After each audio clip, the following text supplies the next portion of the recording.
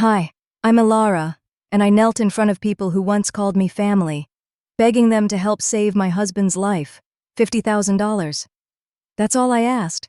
You know what she said? He's weak. Better off dead. And 2 weeks later, they spent over $500,000 on Lucien's birthday bash. Champagne, helicopters, and a string quartet, while I was still picking out a coffin. They called me invisible, unworthy, disposable. But they didn't know. My husband's grandfather had left something behind, something they thought they'd buried.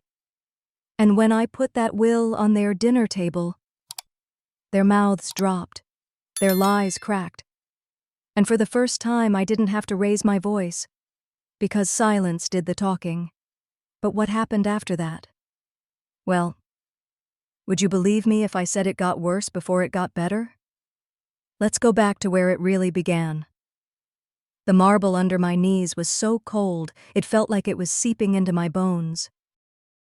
I didn't even remember kneeling down. One second I was standing near the doorway, clutching the envelope of medical bills, and the next I was on the floor, hands trembling, looking up at faces that should have been family but now felt like strangers.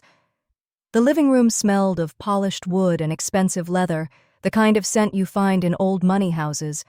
It should have been comforting, but all I could feel was the weight of humiliation pressing down on my chest. "I'm not asking for me," I said, my voice breaking even as I tried to steady it. "Cassian doesn't have much time. We need $50,000 to get him into the treatment program. Please." Vespera, my mother-in-law, leaned back on the cream-colored sofa, one ankle crossed over the other.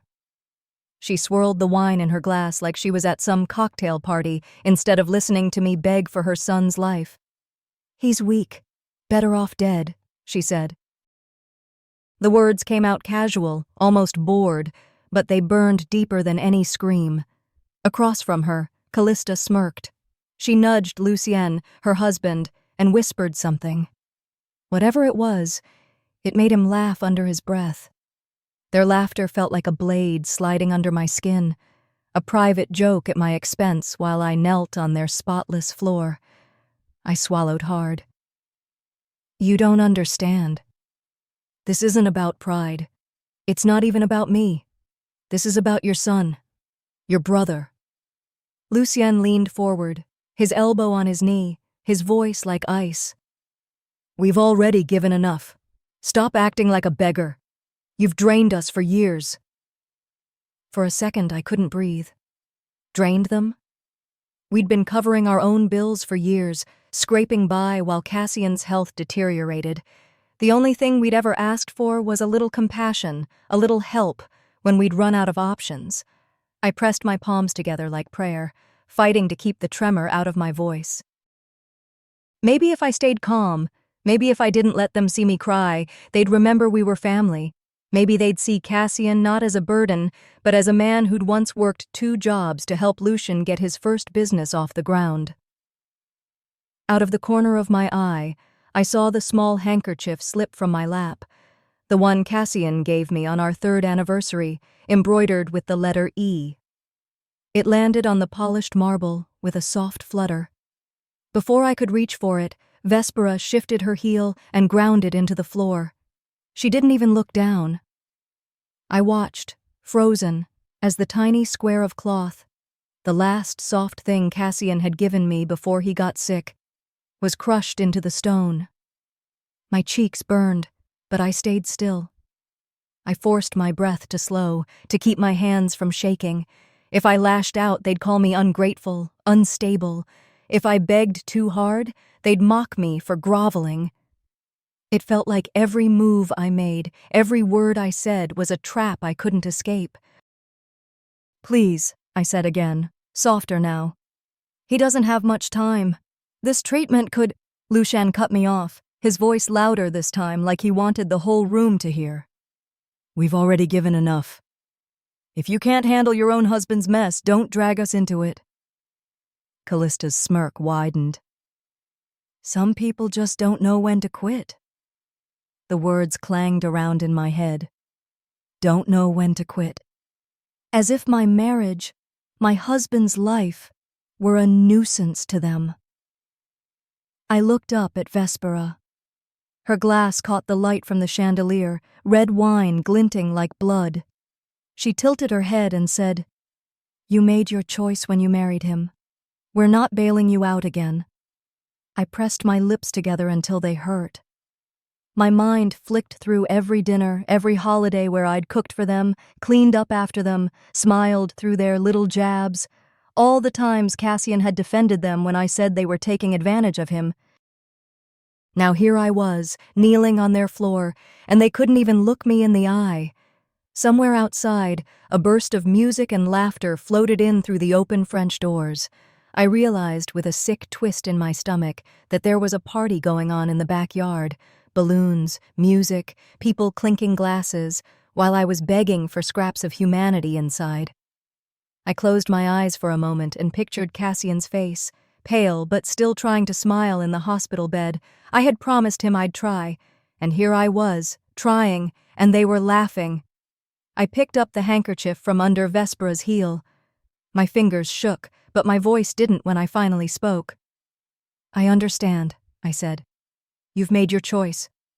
No one answered. Callista whispered something else to Lucienne, and they both laughed again. The room spun a little as I stood up.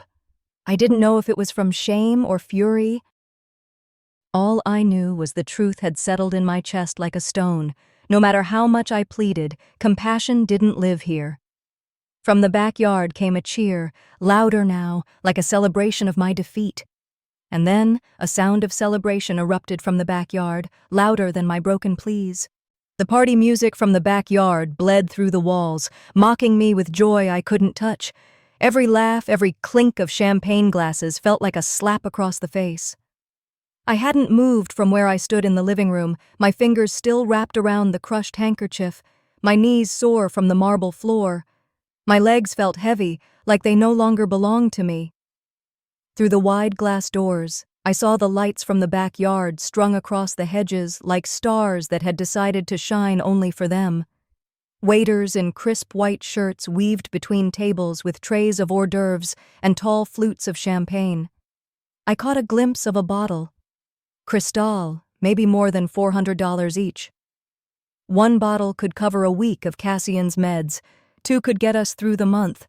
But here they were, pouring it out like water while my husband was counting his remaining days. I took a breath and stepped out into the warm night. The smell of grilled seafood and citrus perfume hit me all at once. The crowd was large, well-dressed, smiling, strangers mostly, with a few familiar faces that turned cold the moment they recognized me. No one stopped me, but they didn't welcome me either. I walked slowly, trying to find a place to hide my discomfort, my rage. The sting of rejection still burned in my chest, but this display of extravagance, it opened a new wound. From behind me, I heard a woman whisper, "Is that her? The desperate one?" I turned just slightly and saw a woman in a navy dress lean into Callista. She didn't even try to lower her voice. "That's the one who begged on her knees. Pathetic." Callista didn't correct her. She smiled, nodded, and took a slow sip of her drink. I didn't expect her to defend me, but part of me, some stubborn, bruised part, still wished she would. My mouth opened, but nothing came out. I wanted to say, "I'm Cassian's wife. He's dying. And you're drinking his time away."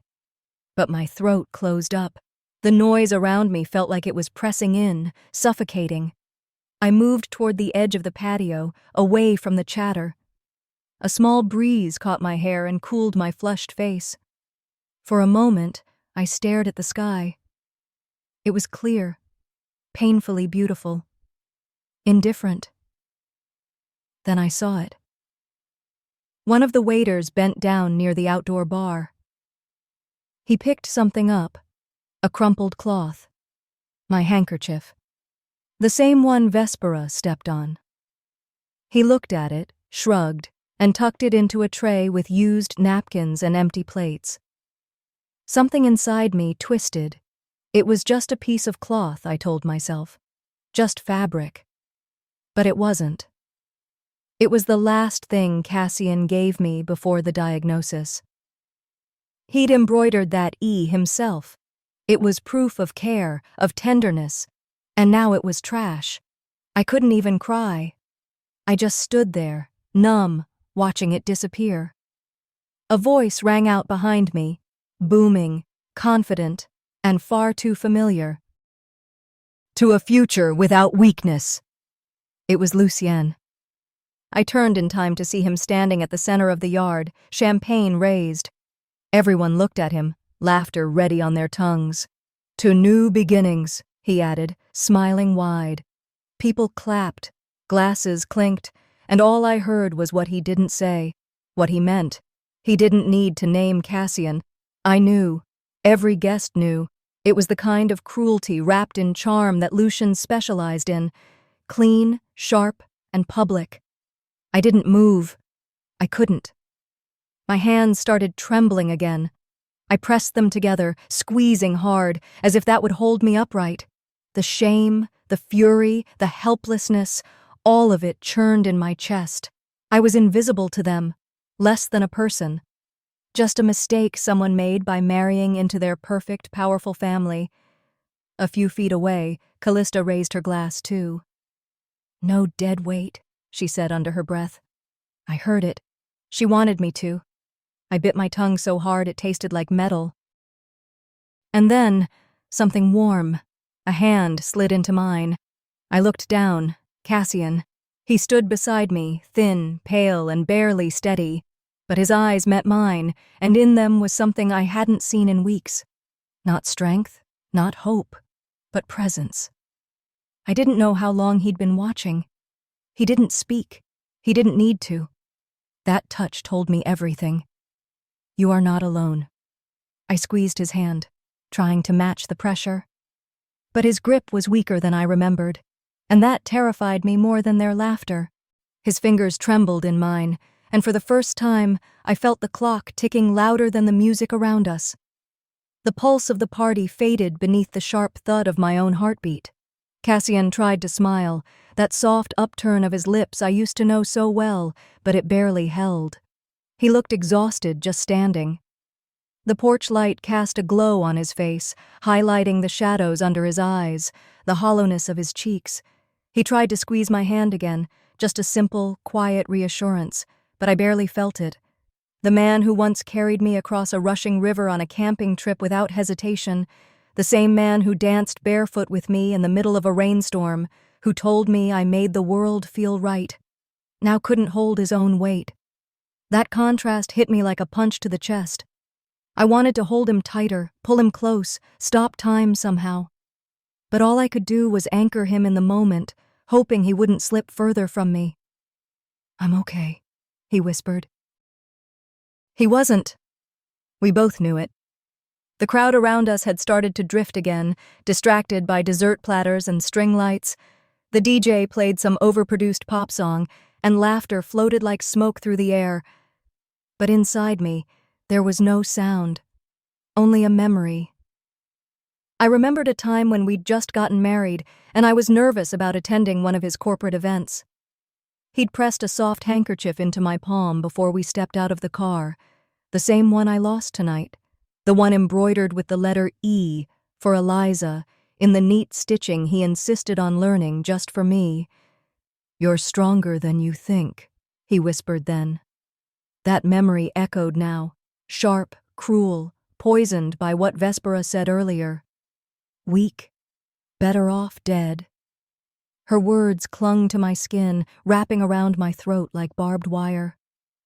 Across the patio, Lucien climbed onto the outdoor fire pit's edge like it was his personal stage. He raised another glass of champagne, his voice smooth and loud enough to cut through the night. "Strength," he said, "is what makes a family proud." The guests clapped politely, some nodded in agreement, and there she was, Vespera, seated nearby, swirling her wine again, satisfied. She looked like a queen who'd already decided who in her court deserved to live or die. Cassian didn't react, but I felt it. The shift in his weight, the slight droop of his shoulders. I wanted to scream. I wanted to rip the champagne from Lucienne's hand and shout that pride doesn't buy a soul back. That pride won't matter when someone you love is gone. But I didn't. I stood there, silent, burning from the inside out. My eyes scanned the patio, searching for that one thing that used to ground me, the handkerchief. But it was gone, completely gone, not just stepped on, taken. I turned my head toward where I'd seen the waiter toss it into the tray of dirty napkins. The tray was gone now, cleared away like trash. The emptiness in my hand spread through my chest. That little square of cloth had followed me through years of our life, through interviews, funerals, even the day Cassian proposed, and now it was gone. I felt erased. Cassian coughed suddenly, violently. The sound sliced through the music. Guests turned.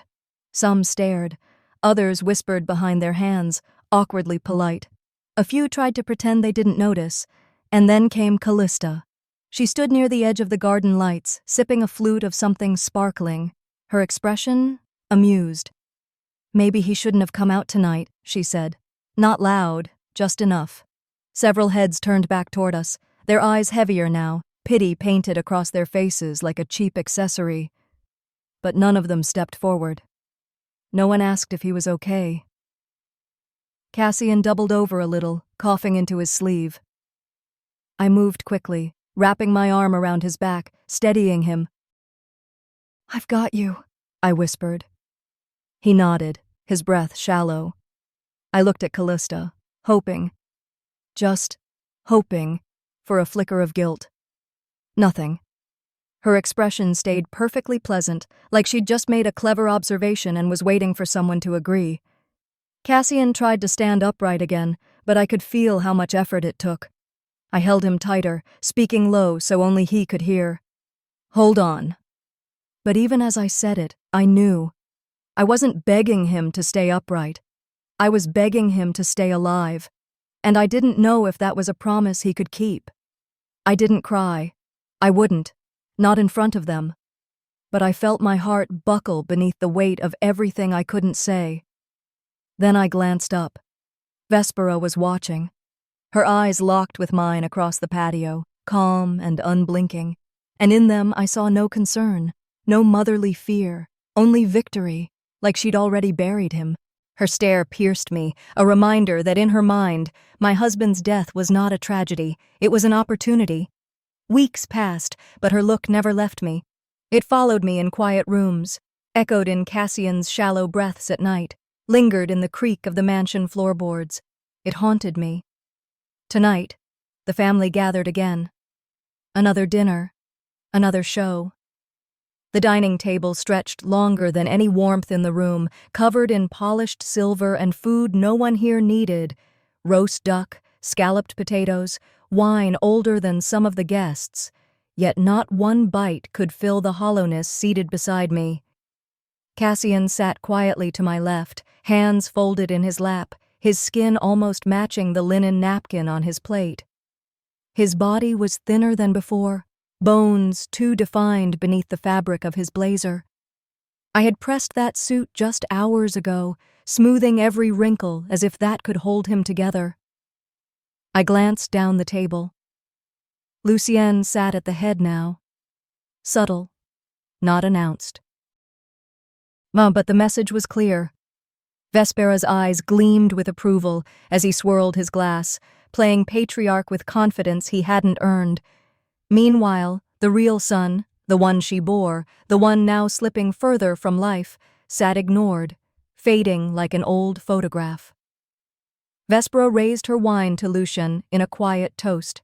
He tipped his head like a king receiving tribute. The air thickened with unspoken decisions. A clang of silver against porcelain broke the stillness. Cassian had dropped his fork. It slipped from his weakened grip and clattered loudly onto his plate. Everyone turned. Callista exhaled dramatically and leaned back in her chair, not bothering to hide her irritation. "Always ruining the mood," she muttered, loud enough for the entire table. Lucienne's voice followed, dry and sharp. "Maybe some battles aren't meant to be fought. Nature decides, doesn't it?" My fingers clenched beneath the tablecloth. I felt the edge of the wood dig into my skin. My jaw tightened so hard it ached. I didn't look at them. I looked at Cassian, who sat there silent, his face unreadable. But I saw the flicker in his eyes, the way shame curled his shoulders inward. I thought of all the nights I sat by his side, wiping his forehead during fevers, counting out medications with trembling hands. I remembered whispering promises to him in the dark, telling him to hold on, to stay, to fight. Now, these people, his own blood, dismissed him like dead weight at their table. I wanted to scream, but rage like this didn't scream. It simmered. It sat deep in the gut, waiting for a place to go. Then something shifted in my peripheral. I glanced down the table again and noticed it. My chair, pushed slightly back from the others. Not enough for most to notice, but I did. It was just off alignment.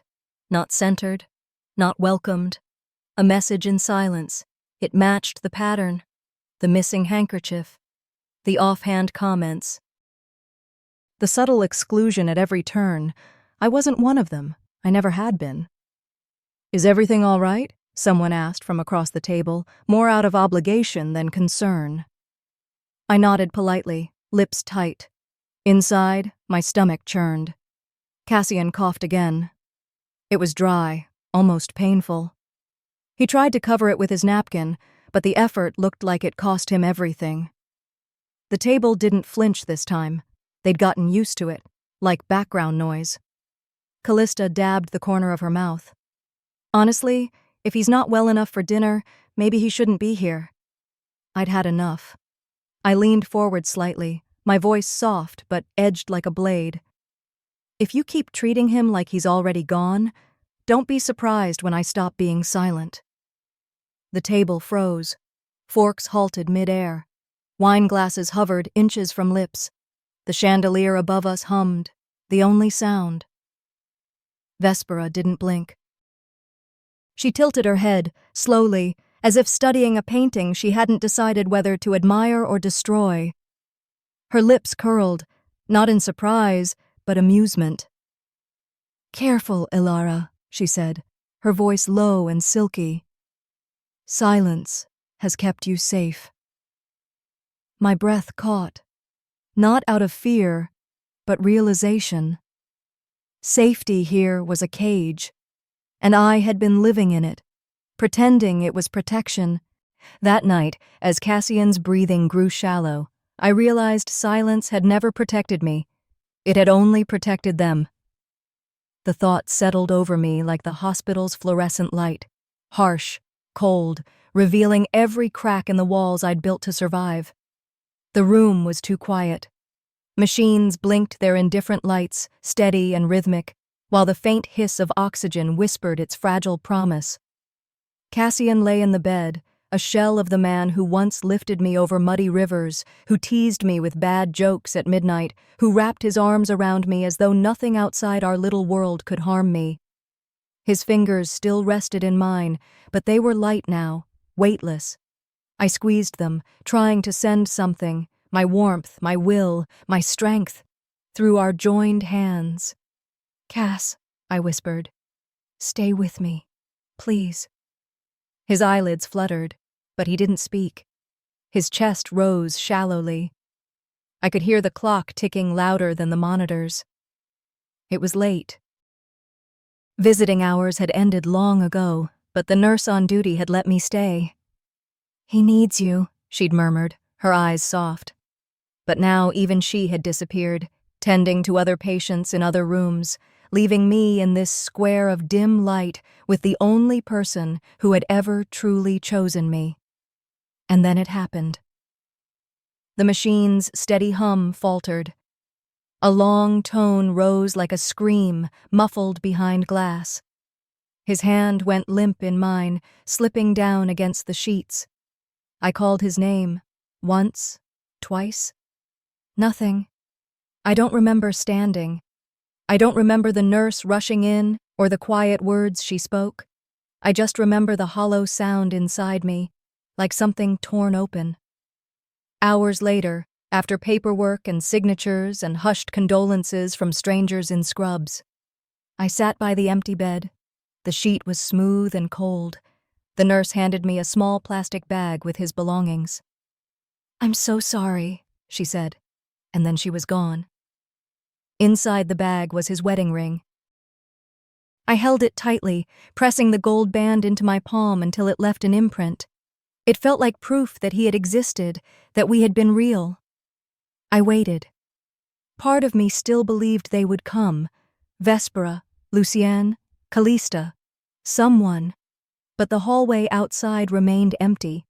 No footsteps, no flowers, no calls. Nothing. By morning, I left the hospital alone. The sky was still dark when I reached my apartment, a small second-floor walk-up with peeling paint and a squeaky stairwell. I shut the door behind me, set the bag on the kitchen counter, and stood there, staring at it. The hum of my refrigerator filled the silence. Days blurred. Grief didn't come as tears. It came as a kind of weight in my chest, a constant pressure that made breathing an effort. Bills arrived. Medical debts piled up, red letters at the top. I'd always promised Cassian I'd handle it. Now, with no savings left and no one offering help, I was forced to do what I swore I wouldn't. I sold his ring. It was a small pawn shop on a quiet street, its neon sign flickering open even when the rest of the block was asleep. The man behind the counter didn't ask questions. He slid a wad of bills across to me and pushed the ring into his drawer without looking at it twice. I walked out with the cash clutched in my hand and a sick taste in my mouth. It felt like I'd traded our marriage for a handful of bills that would vanish by month's end. Back home, I opened the bag again. The empty velvet box that had held the ring was still inside. I couldn't throw it away. I slipped it into the top drawer of my nightstand. It sat there like a wound I could touch. If I had fought harder, I whispered to the dark. If I hadn't stayed silent so long, maybe he'd still be here. The guilt was a knife. It twisted every time I closed my eyes. I replayed every scene, the dinners, the laughter, the cruel remarks. My silence, always my silence. 2 days after the funeral, I began sorting through Cassian's things. It felt like erasing him, but the apartment was too small for the weight of all his belongings. Shirts folded with hands that trembled, books stacked into boxes. At the bottom of one drawer, I found a bundle of papers tied with a faded ribbon. Letters, old, yellowed, some typed, some handwritten. They were from his grandfather. I sat on the floor, knees pulled to my chest, and read them slowly. Words about legacy, about honor, about fairness, about promises made to the next generation. I didn't understand at first. They seemed like fragments of a history I'd never been allowed to see. But one phrase caught my eye. The will is not only a document, Ilara. It is a promise. I closed my eyes, Cassian's voice echoing in my memory, teasing me when he'd tuck papers into drawers and call them secrets for later. Maybe there was more left behind than I knew. That night I lay in bed, the empty ring box pressed into my palm, its corners digging into my skin like a vow. I won't let them bury him twice, I whispered. I don't know when I fell asleep. Grief blurs the hours, but in the morning my phone buzzed. A message from Vespera. We need to talk. It wasn't over. Not for them. And now, not for me. Her voice hit like a slap in the dark. Return what doesn't belong to you, or we'll take it back ourselves. It was the first voicemail I'd gotten from Vespera since the funeral. Not a condolence, not even a cold acknowledgement of Cassian's passing. Just a threat, sharp and clean, like she hadn't skipped a beat. Like grief was an inconvenience best ignored. I stood in the middle of my apartment's kitchen when I played it. The kettle was whistling behind me, forgotten on the stove. My hands stayed still, fingers curled around the edge of the counter as the words played again. I didn't need to replay it to understand the message. She hadn't called to warn me. She'd called to declare war. The letter arrived 2 days later. It came in a thick white envelope, no return address. But I knew. The letterhead was all I needed to see. Lucien's attorney. The language was sterile, corporate, and intentionally vague. You are in possession of materials and property that legally belong to the family estate. Failure to return said items within 10 business days may result in legal action. No specifics, no actual list, just enough ink to make it sound terrifying. I read it twice, then 3 times. My stomach twisted. They wanted something, anything, that Cassian might have left behind. Not because they cared, but because they couldn't stand the idea of me having anything that carried his name. Outside, the wind rattled the shutters. Or maybe it was something else. Someone. For weeks now, I'd been waking to small sounds. Footsteps too close to the door, the faint echo of movement in the stairwell when the building should have been still. At first, I told myself I was imagining things, that it was just the grief twisting everything, making shadows feel like threats. But last week, I'd come downstairs to find my car tires slashed clean through. Nothing stolen. Just enough damage to remind me I was vulnerable, that someone was watching, and still, no one would help. The police took my statement with a shrug. Could have been random, the officer had said, barely looking up from his notepad. Tires get slashed all the time. Keep your doors locked. I'd nodded like a good girl, then drove to a cheap garage with my emergency cash, heart pounding the whole way. Last night, I'd seen a figure standing just beyond the stairwell's landing, not close enough to see a face, not far enough to dismiss. I'd called out. Nothing. I waited, holding my breath, until it moved and slipped into the dark. This morning, Vespera called again. You were lucky to be here at all. Don't make us take that luck back. She said it calmly, like someone ordering tea. Not a hint of emotion, no threat in her tone, but every word dripped with meaning. That night, I sat curled on the couch, the empty velvet ring box resting in my hand. The apartment was dark, save for the glow of the hallway light. I couldn't bring myself to turn on the TV or music. I needed silence. I whispered his name. Cass. I imagined his voice beside me. You're stronger than you think. I wanted to believe it, but I was tired. So tired. Wouldn't it be easier to give in? To box up the letters, drop them at the mansion's front door, walk away, start somewhere else?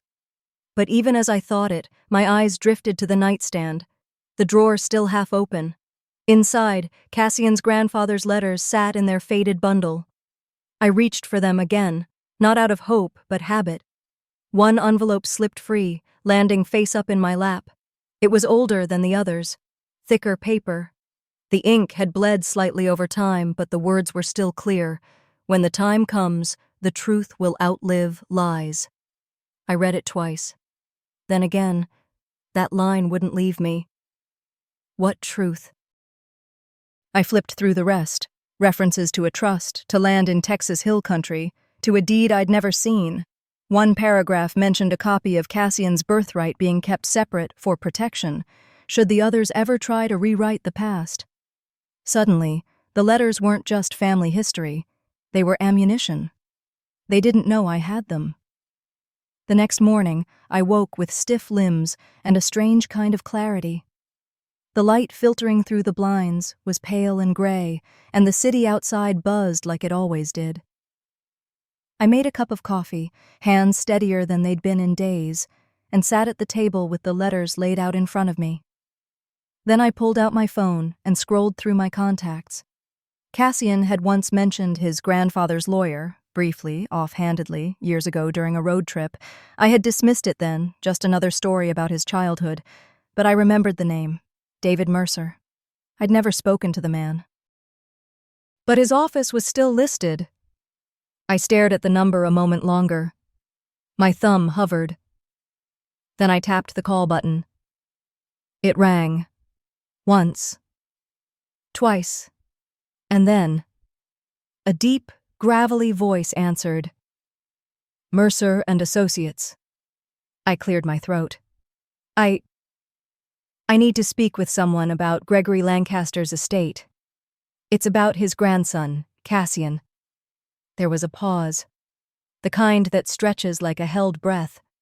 Then, "Who is this?" I held the phone tighter. "My name is Alara. I'm his widow." The silence after that felt different. Not suspicion, not dismissal. Something else. Recognition.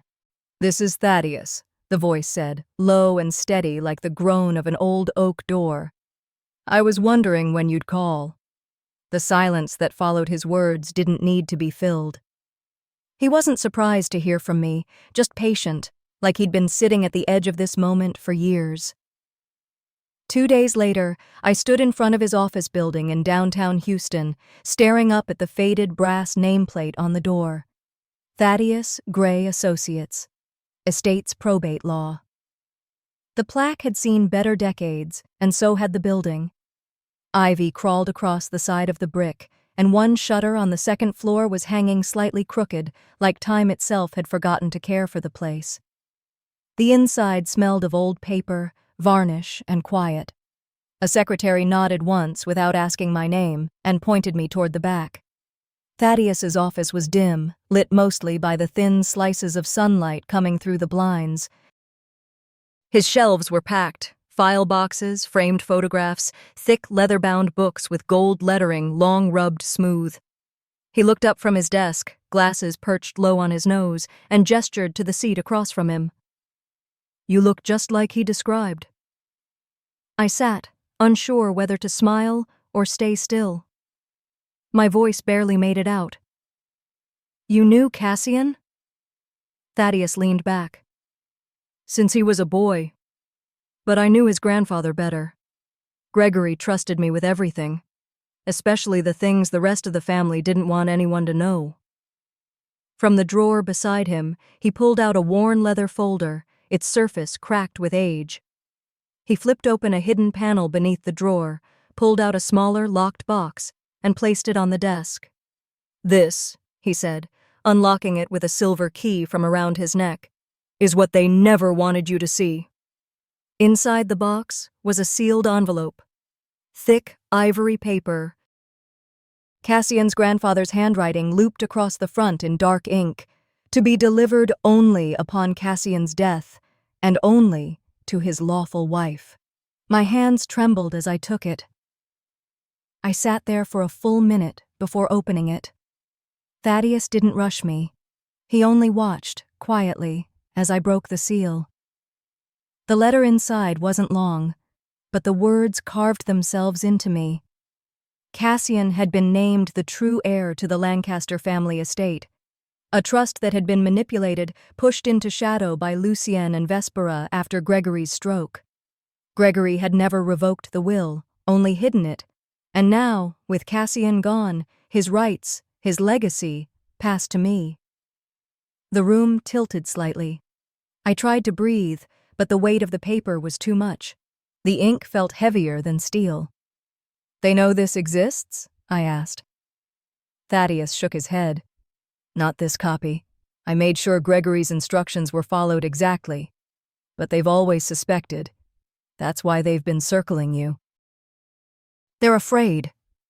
"They should be," I whispered before I realized I'd said it aloud. He narrowed his eyes slightly. "Careful. If they find out you have this, they'll come for more than your peace of mind." I nodded, still staring at the will. The signature at the bottom looked just like the one on the letters I'd been rereading every night. A thread tied between past and present. Suddenly everything made sense. The threats, the silence, the rush to declare Cassian's place erased. They weren't grieving. They were burying evidence. I folded the will carefully and tucked it into my purse. But that didn't feel right. Not safe enough. When I got back to my apartment later that evening, I placed it inside the empty velvet ring box, right next to the one object I could never part with. 2 symbols side by side. What they took, and what I still had. That night, I couldn't sleep. I lay on the couch with the letters scattered across the coffee table, the glow from the streetlights outside creeping through my window blinds. Cassian's words kept echoing. "You're stronger than you think." I thought of all the dinners where I'd stayed quiet, all the backhanded remarks I'd swallowed like poison, the looks, the smirks, the way Vespera used to say, "Some people marry up because they know they'd never belong otherwise." And for so long, I'd believed her. But now I had paper in my hand that said otherwise. I remembered the look in Thaddeus's eyes before I left. Part warning, part challenge. He'd told me to lie low. Wait. Gather strength. But something inside me shifted when I closed that office door behind me. This wasn't just about Cassian anymore. It was about rewriting everything they thought they had control over. The elevator in my building groaned as it reached my floor. I stepped out and checked my phone. One new message. Vespera. Dinner tomorrow. Attendance required. Required. Like I was an employee. A servant summoned. A final reminder that they still thought they could command me. I stared at the message for a long time, then slowly set the phone down. And for the first time in months, I smiled. Because tomorrow, I wouldn't be coming as a beggar. I'd be coming with the truth. That thought carried me all the way from my apartment to their iron gate like a current under the skin. The sun had barely dipped below the skyline when I pulled up to the mansion, same as it ever was, sprawling and smug in its perfection. Only this time, I wasn't walking in out of obligation. I was walking in armed. The will was tucked in the inside zipper of my purse, the handkerchief pressed flat between its folds like a forgotten prayer. Inside, the house glowed gold with chandelier light. Everything had the scent of expensive polish and old resentment. A maid opened the double doors, giving me that polite nod she always did, the kind that said she knew more than she was allowed to show. I moved through the hall, each step steady. The dining room waited at the end like a stage, already lit, already full. I could hear the crystal clinking before I turned the corner. The table was dressed for a performance. Polished silverware, gold-edged china, tall candlesticks that flickered with pretension. Lucian sat at the head, leaning back like he owned not just the seat, but the house, the land, the air around it. Callista perched beside him, draped in diamonds that caught the light and threw it back in everyone's eyes. Vespera stood, mid-conversation, her voice honeyed and hollow. No one mentioned Cassian. It was like he had never sat at that table, never carved a turkey, never toasted his mother, never belonged. I took the seat they left for me, half an inch off center, as always, not aligned with the rest. The outsider's chair. I didn't fix it. Dinner started with champagne, laughter, meaningless conversation. I didn't touch my glass. It wasn't until the main course, lamb, of course, that Vespera finally made her move.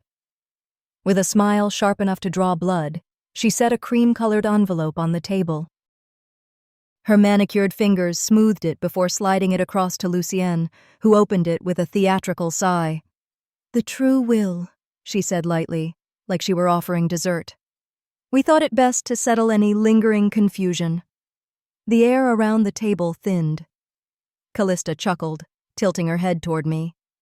"We've had so much noise lately.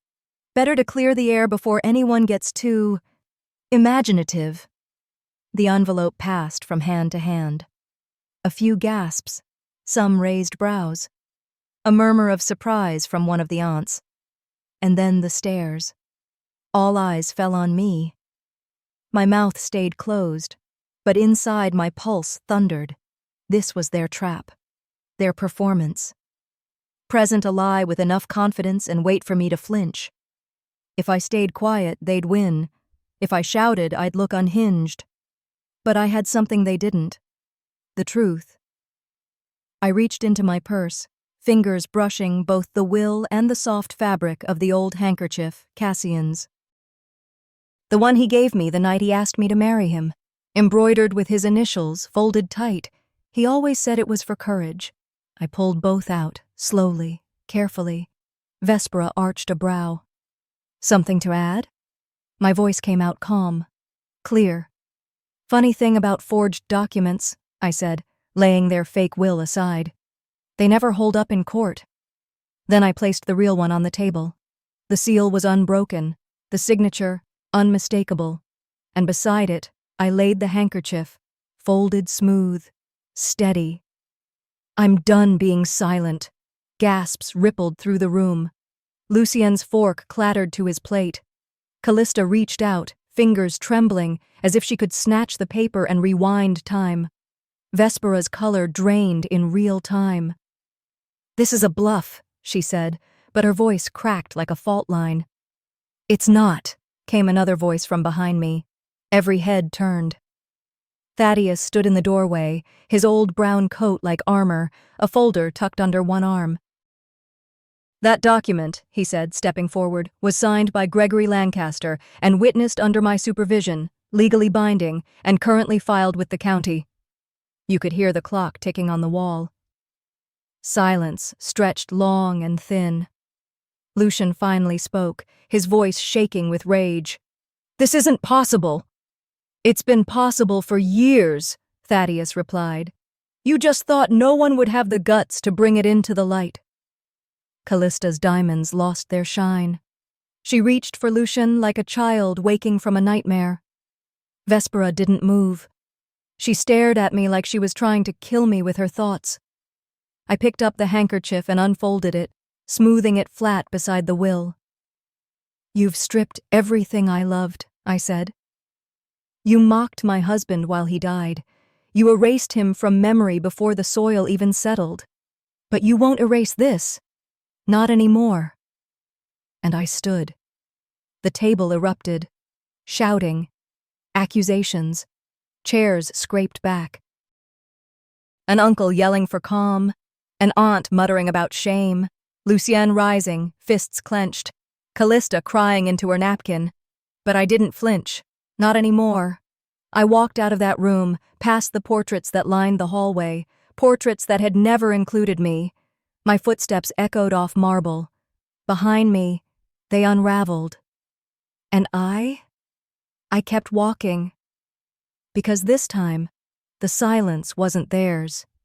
It was mine. And it was power. The kind that doesn't need to shout. The kind that doesn't even blink.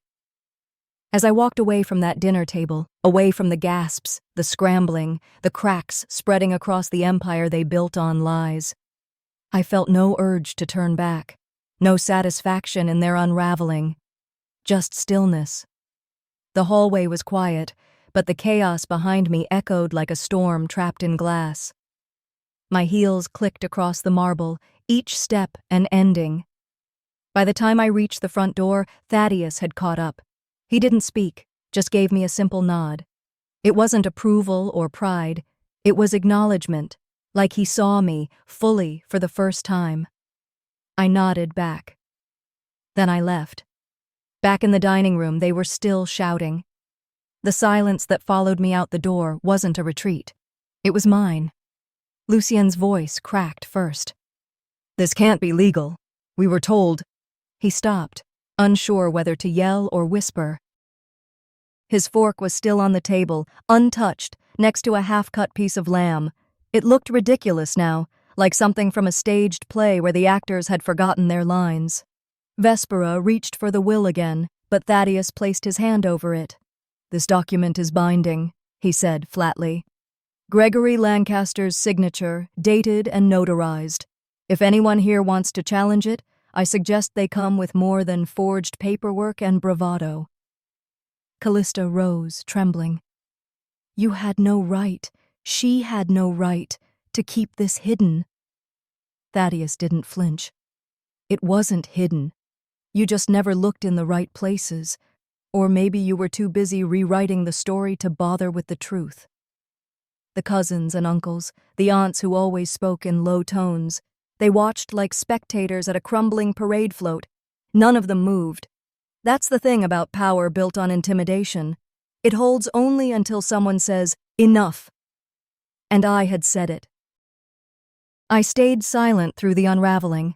I didn't need to explain myself, not to them. For years they called me invisible. Tonight I became untouchable. The wealth meant nothing to me. Not really. I wasn't here to claim chandeliers or china sets or the title of heiress to a family I no longer respected. What mattered was Cassian. What mattered was setting the record straight. I walked back into the room, not to speak, but to finish something. At the edge of the table, where their fake will still lay like a crumpled lie, I placed two things: Cassian's embroidered handkerchief and the empty velvet ring box. No words, just symbols. They stared, confused, silent. Then I spoke once more. "This was never about money," I said, voice steady. "This was about dignity. The dignity he earned. The dignity you denied him." Lucian opened his mouth. Nothing came out. Vespera's glare could have cut glass. And I left again, this time for good. By the time I returned to my apartment, the air had cooled.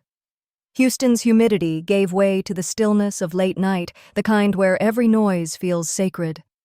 I slipped off my shoes by the door, set my purse down on the worn wooden table, and turned on a soft lamp by the window. It was quiet, peaceful, real. I reached into my purse and pulled out the framed photo I'd tucked there that morning. Cassian, smiling, one of the few pictures I had left where he looked truly happy, not sick, not pressured by family expectations or the weight of disappointment, just him. I set it on the shelf, beside the handkerchief. I opened the ring box and let it rest beside the photo. Then I whispered, "You were right, Cassian. I am stronger than I thought." And I meant it. The mansion might have been grander. Their names might have carried more weight. But this quiet apartment filled with truth and grief and surviving love, this was home. This was mine. I didn't sleep much that night. Grief doesn't disappear just because justice is served. Victory doesn't erase loss. It just makes it bearable. I sat by the window as the sky turned pale gray. I thought about Vespera, about how her silence had always felt like a threat, an invisible string pulling tight around the neck. I wondered if she'd wake the next morning realizing she'd lost more than control. Maybe not. Some people mistake fear for loyalty, but I wouldn't be afraid again. I didn't forgive them. I didn't owe them that. They had earned my absence, and I gave it, freely. No dramatic confrontation, no staged goodbye, just distance. I didn't need them to change. I didn't need closure from them. I found it myself. Later that afternoon, I brewed tea. The steam rose like a slow breath. I sat at the table with a notepad, scribbling down the names of organizations Cassian once dreamed of supporting. Small charities, shelters, programs that lifted people the way his family never had the heart to do. I didn't need a fortune to make an impact, just a name. And now they'd given me that, without ever meaning to. The will had made it clear, Cassian's share was mine. They could squabble and scream in circles. The courts would hold, Thaddeus would ensure it, and me, I'd use it to honor him. Not their way, mine. When evening came again and the world fell into another hush, I stood at the door of my apartment. I looked back once. The ring box, the handkerchief, the photo. Proof that love doesn't vanish. It roots itself in what we choose to carry forward. Then I stepped outside, closed the door behind me, and in that moment, I understood something I never had before. Sometimes, the loudest revenge is silence.